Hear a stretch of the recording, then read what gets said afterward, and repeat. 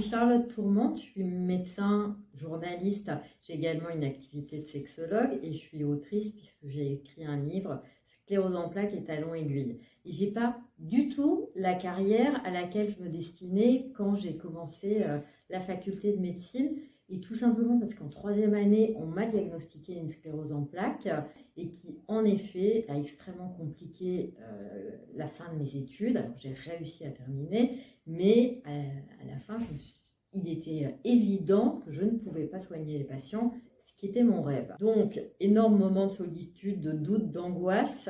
Et j'ai réfléchi à comment je pourrais m'investir auprès des patients, parce que j'avais fait médecine pour vraiment les soigner d'une façon différente, mais qui soit compatible avec mes symptômes et qui m'assure une qualité de vie tout de même. Et ça, je l'ai fait alors en faisant preuve de créativité, mais surtout en cherchant ce que j'aimais. J'adorais écrire et le journalisme médical s'est imposé assez facilement parce que j'ai suivi un diplôme, j'ai commencé à écrire un livre pour le magazine de la santé, la principale émission de télévision du PAF, et j'ai commencé à travailler pour eux. Et j'ai jamais regretté ce choix.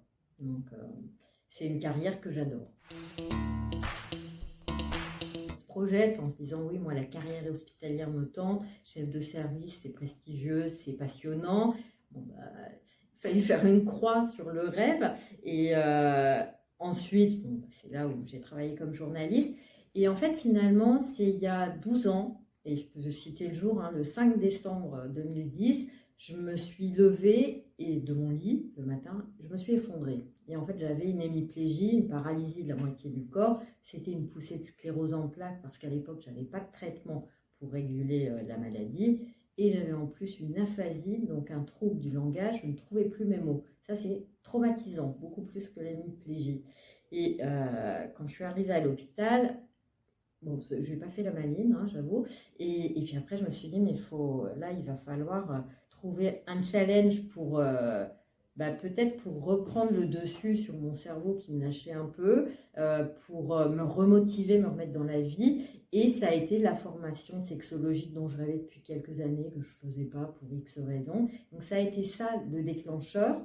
Et ça m'a permis de retrouver les patients, les soigner. Donc, ça a été un chemin de traverse, finalement, totalement épanouissant parce que j'exerce depuis 3 ans. Et finalement, ça a été un déclencheur aussi dans le sens où j'ai commencé à multiplier les projets. Et j'ai travaillé pour un autre site destiné aux patients qui ont une sclérose en plaques. Ça a abouti sur d'autres rencontres. Mon atout principal, moi, c'est la persévérance. Quand j'ai un objectif, je me conditionne pour l'atteindre. Et ça peut prendre le temps qu'il faudra, me demander les efforts qu'il faudra. J'y vais, je donne tout. Je ne dis pas que j'y arrive à 100%, mais en tout cas, je donne tout. Et ça, c'est essentiel. J'ai également une capacité d'adaptation, je dirais presque hors norme.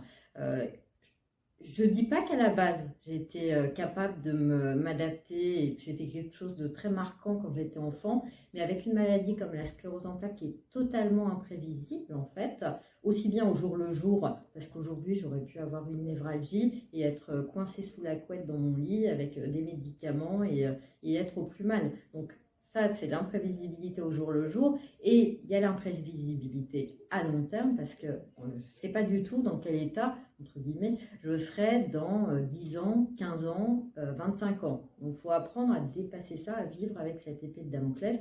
Et évidemment, ça fait développer une capacité d'adaptation considérable qui est précieuse dans la vie professionnelle.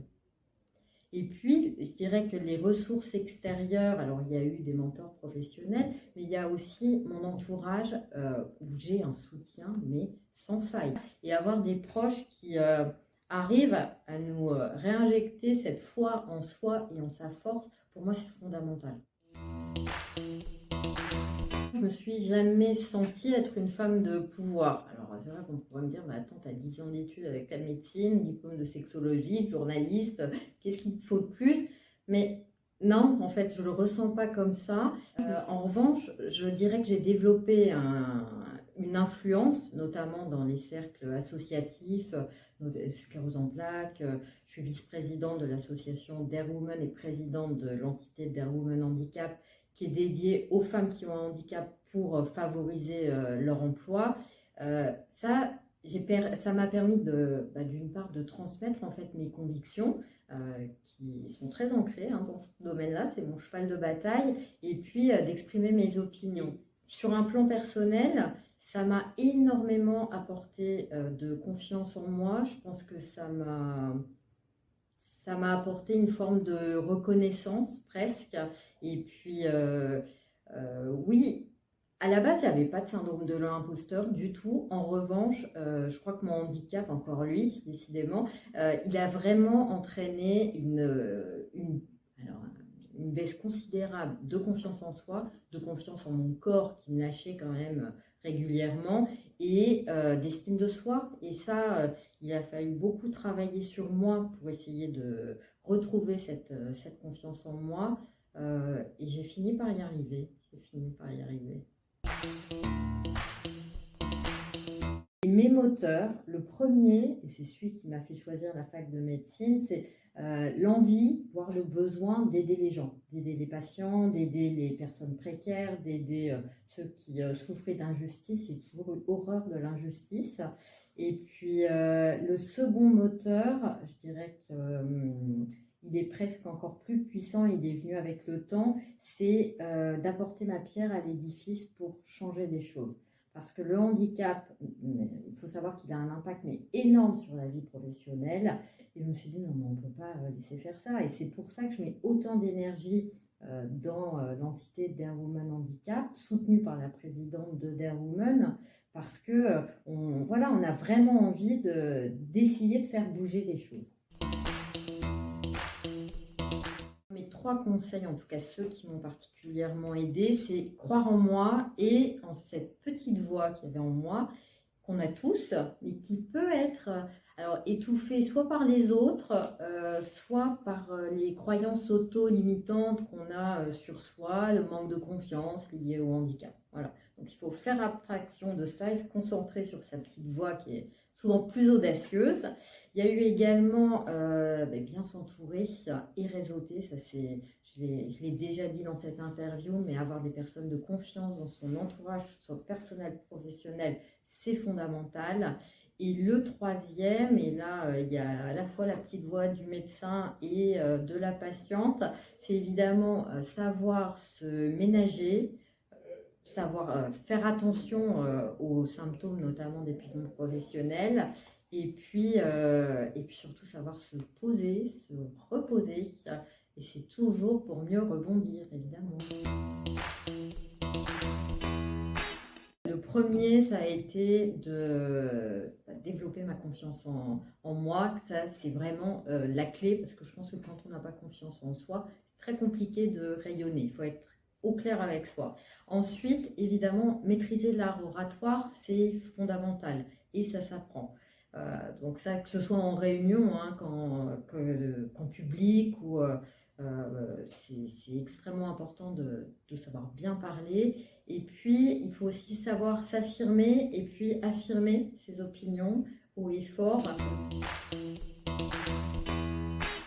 Alors pour concilier les vies professionnelles, personnelles et j'ajoute associatives parce qu'elles me prennent du temps aussi, le premier c'est de bien structurer ses emplois du temps et de garder des temps personnels incompressibles. C'est le plus dur à tenir évidemment, c'est le plus compliqué. Ensuite, moi, je trouve qu'il est très important d'identifier les personnes et les activités ressources, donc celles qui donnent de l'énergie, celles qui font rire, celles qui permettent de se régénérer, ça c'est fondamental.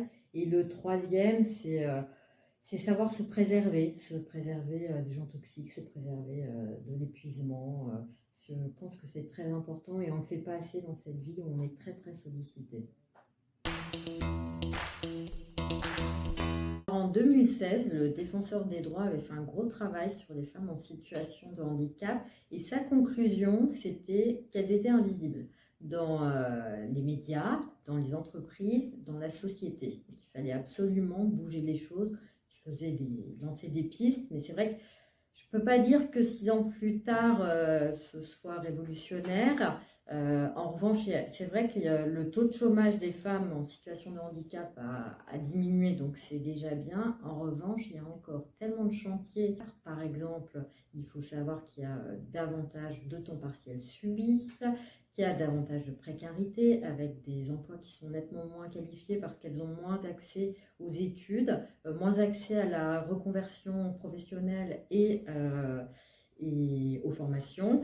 Et puis, il y a une double discrimination quand on est une femme en situation de handicap, parce qu'il y a le genre féminin et le handicap qui se démultiplient. Il faut savoir que l'année dernière, donc en 2021, handicap et genre féminin, ça faisait partie des 3 premiers motifs de saisine du défenseur des droits.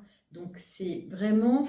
c'est un chantier où vraiment j'aimerais que le gouvernement le prenne en main et puis change les choses, parce qu'il y a encore tellement d'injustices dans ce domaine. Alors c'est la raison pour laquelle vraiment je me bats en tant que présidente de l'entité d'Air Women Handicap pour essayer de changer un peu les choses et de bouger les lignes. Elle sera moins disponible. Elle privilégie sa vie familiale. Et je crois que le pire, c'est... Mais on l'entend moins. Pour une femme, elle est très compétente. Ça, c'est le pire.